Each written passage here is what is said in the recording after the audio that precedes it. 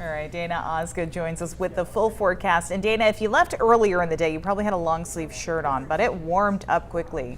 Absolutely. I feel like those are those warm days that you get in the fall. It starts out a little bit chilly, but the sun comes out in the afternoon. It starts to get a lot warmer, and our high temperatures for today certainly reflective of a more summery day.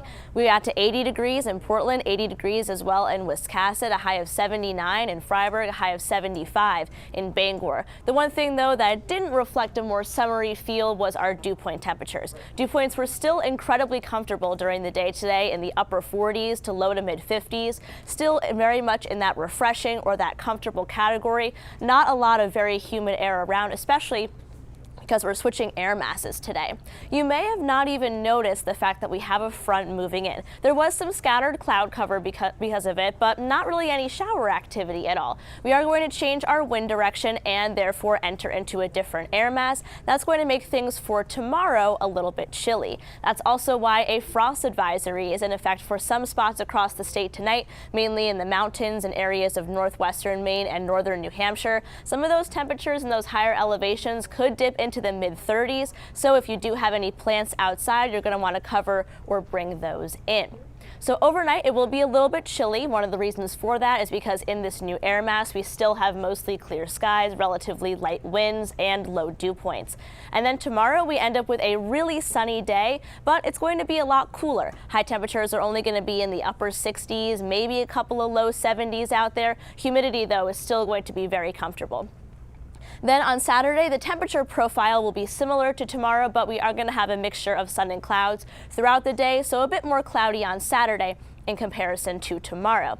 And then things start to change a little bit as we get into Sunday. We've been watching Sunday for the best chance of shower activity in that 7-day forecast, but it has started to trend drier once again. There is a chance for some scattered showers throughout the day, but it doesn't really look like there's going to be a ton of them there. Best chance would be in areas of northern Maine and into New Hampshire, but it is our best chance of showers in the 7-day forecast, but there's not going to be a lot of those around. And once that area of low pressure moves offshore, then we're going to have another very dry stretch that goes into next week. So our drought monitor has come out. Not a lot of improvement in the drought really at all. And there's actually an area of extreme drought that has popped up in New Hampshire. And this is the amount of rainfall we're looking at for the next 7 days. And really it isn't that much. So unfortunately, we only expect that those drought conditions will continue to worsen if we continue to see a persistence of very dry weather. Our marine forecast sees 2 to 4 feet, northwest winds gusts up to about 20 knots, in areas of down east Maine, ocean temperature 65 degrees. So for tomorrow, we end up with another beautiful day. We'll be a little bit cooler, high temperatures in the upper 60s to low 70s, but a lot of sunshine and very, very pleasant. A little bit cloudier during the day Saturday, temperatures very similar, but still a really nice start to the weekend. Then we do have a chance for an isolated shower on Sunday, though we have trended in a much drier direction, but we'll still keep an eye on the exact location of that area of low pressure.